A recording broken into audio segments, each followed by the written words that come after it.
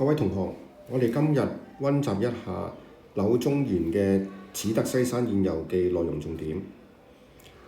第一樣嘢我哋要知道呢，柳宗元喺咩情況底下寫成呢篇文章？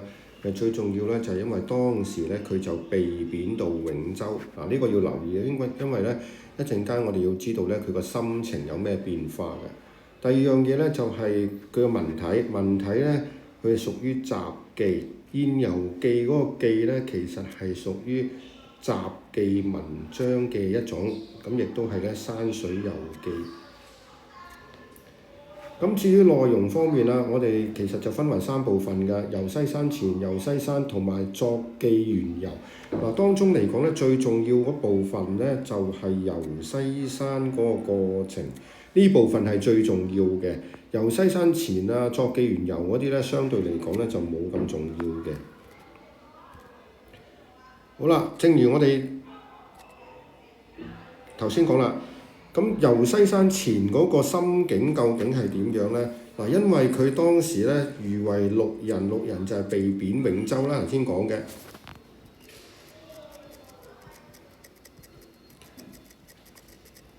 咁我哋要特別要留意嘅就係話佢個心情啦，行罪律咧就係話，當佢被貶嘅時候，由於佢係戴罪之身，咁所以個心情咧係憂慮不安。呢4個字咧要記實佢嘅憂慮不安，呢個咧就係遊西山前個心情。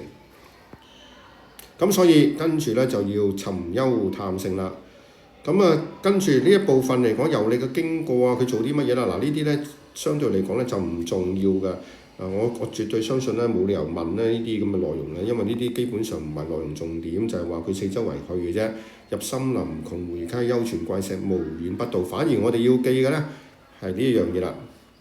當佢去到呢啲地方嘅時候，有乜嘢做過嘅？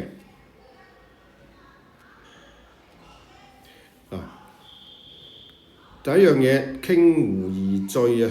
即係話咧，佢飲酒飲到醉咗，咁呢個咧就係發現西山前啊，咁去做嘅嘢。咁第二樣嘢啦，呢個重點啦，教而起，起而歸呢一句咧，其實就帶出佢遊西山前，遊呢啲幽泉怪石之後咧，遊完就翻屋企啦，就冇不捨嘅感覺。呢個咧就係重點嚟嘅，一定要記住嘅。因為其實佢寫呢一度咧，其實就同後面咧就造成一個襯托嘅。襯托後面嗰個咧依依不捨嘅心情嘅，咁所以我哋一定要知嘅。好啦，跟住遊西山前啊嘅感受啦。當佢遊晒呢啲咁幽泉怪石之後咧，佢個心情係點？留意呢句啦，而未始知西山之怪特。呢個始字佢啲文章因為始得西山宴遊記咧，佢個始字咧出現咗幾次嘅，我哋要留意下呢個始字嘅變化。第一個呢個始字咧嘅意思就係曾經咁嘅意思，以為所有嘅地方嚟講啦已經遊覽晒啦，但係未曾知道咧西山怪特之處。好啦，直至到幾時呢？今年9月28日，因坐法華西亭，始子而知。呢個始字咧就第二次啦。跟住就發現咧，呢個始字咧就係才咁嘅意思啦。然後才知道咧呢個西山怪特之處，咁就開始點出咧西山嘅經過啦。跟住呢部分咧，我就開始帶出咗西山奇特之處啦。呢個跟住啦，遂命僕人沿過湘江沿偃溪，涿津網焚茅伐銅山之高而止。呢個就係登山嘅過程，咁亦都係唔重要嘅。反而啦，呢度咧開始出現最重要嘅地方啦。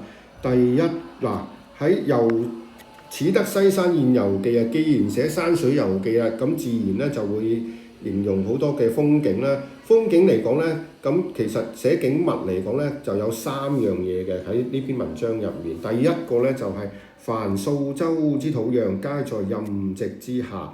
即係話咧，數州嘅土地咧，好似彷彿咧就喺呢個作者佢嘅坐席下面咁樣。呢個係第一個嘅景物描寫。第二個景物描寫啦，就係其高下之勢，崖巖窪巖，若疊若躍，尺寸千里，全速累積，莫得頓忍。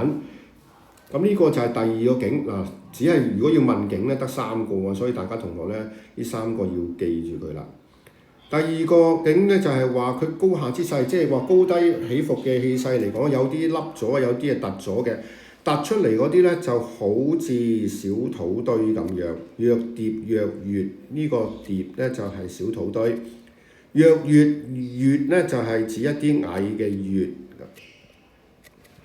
嗱呢個咧就要記住啦，又好似凸起嘅小土堆，又好似凹咗嘅矮月一樣，尺寸千里，全速累積，莫得頓忍。即係話眼前嘅地方嚟講啦，只有尺寸咁大，實際上咧就有千里咁闊大咁樣意思啦。全部一個連住一個咧，就無所遁形。呢個第二個景象。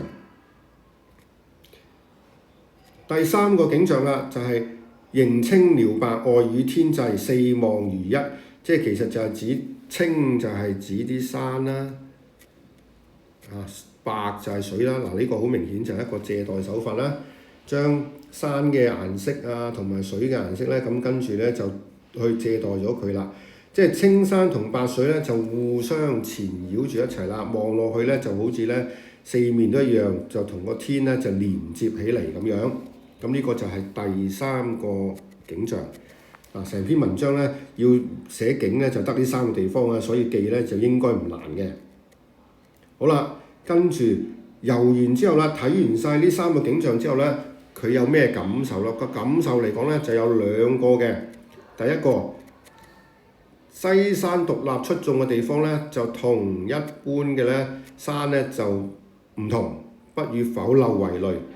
第二就係悠悠乎與浩氣俱而莫得其涯，洋洋乎與造物者遊而不知其所窮。咁即係咩意思呢？第一個再睇翻啦，西山獨立出眾咧，就同其他嘅小山丘嚟講咧，就係唔同嘅。咁呢個係第一。第二個啦，就好像同天地之間嘅大氣浩氣咧，就喺一起㗎，完全冇邊際嘅。亦都唔知道咧佢嘅盡頭，只係感覺到咧同大自然一起遊覽。呢個咧就係遊完西山之後嘅感受。好啦，咁跟住個情感上有乜嘢唔同咧？頭先記唔記得咧？我哋就係話第一開頭講嘅時候咧，就沒有不捨，即係飲醉咗，瞓咗覺，跟住就起身，跟住走嘅。而家嚟講咧，遊完西山之後咧就唔同啦。亦都係飲醉咗嘅，滿着飲醉咗。咁但係今次嚟講咧，飲醉咗之後嚟講咧，而猶不欲歸，直至見到咗黃昏嘅景色，乜都睇唔到咧，仍然係唔想走嘅。咁即係話帶出咗咧一種不捨得嘅感覺。前面咧未遊西山之前咧係冇嘅。好啦，最後啦，呢個遊完晒西山之後啦。最後嘅感覺咧就係心形形色與萬化冥合，即係話咩意思咧？即係精神咧凝聚安定啦。最重要咧就係話呢句形體上得到解脫。咁呢個咧其實就係相比翻咧之前講啦嗰個憂慮不安嘅。之前未遊西山之前，佢因為遭受到貶謫而憂慮不安。但係而家嚟講啦，終於咧就得到解脫啦，即係話呢種憂慮不安嘅心情咧就已經冇咗啦。呢個要留意啦，就係心情上嘅變化。咁同大自然咧就暗暗相合啦。咁最後啦，然後之吾向之未始遊，於是乎此，第3次用個始字出現啦。呢個始咧就嘅意思咧又唔同啦。呢個始咧就係解開始咁嘅意思啦。咁跟住就點出咗咧嗰個時間啦，元和4年。咁成篇文章咧大體上個內容係咁啦。咁但係有幾個地方咧就需要大家留意嘅。第一個咧就係我哋個手法方面啦。第一個咧就係凡數洲之土壤，皆在任席之下。咁留意啦，我哋頭先講咧成篇只得西山宴遊記嚟講咧，描寫景色嘅咧有3個。咁我哋而家要留意嘅咧就係話，究竟佢呢3個景象究竟想講啲乜嘢？嗱，第一個呢，數洲之土壤皆在任席之下，其實就係反襯西山係最高嘅山，其他嘅嚟講呢，就係變得咧低矮。咁你會發覺呢，佢要表達其實就係西山嘅高。第二個啦，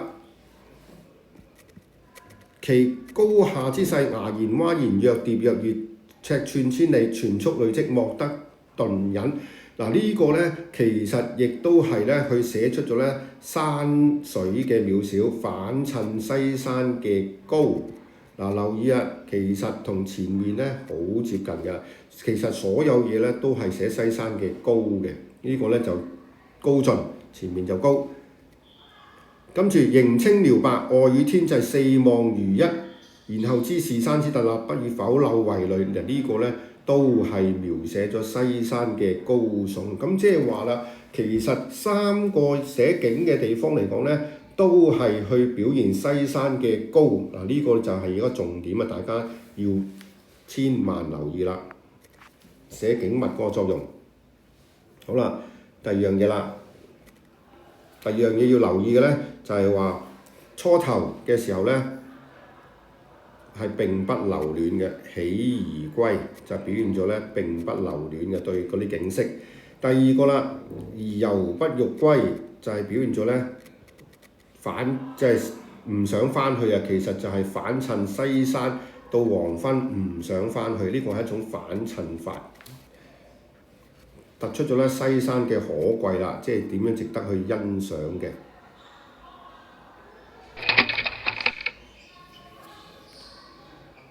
第三啦，一開頭嘅時候呢，就寫即係話以為由晒所有嘅景色嚟講呢，其實呢個係一個懸念手法，等人哋呢去即係對下文呢就產生興趣啊，點樣去睇西山嘅景色嘅，吸引呢讀者閱讀下文嘅。好啦，嗱，最重要呢，跟住就喺度啦，象徵人才。嗱，我哋發現呢，西山呢要幾經辛苦啊，然之後先至呢可以欣賞到美景嘅。其實就暗示咗呢作者，記住作者啦，其實同西山一樣啊。嗱，西山呢就要幾經辛苦先揾到嘅。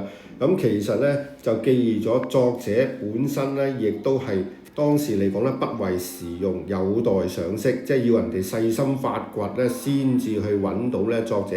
嗱，特別要記住一樣嘢啊！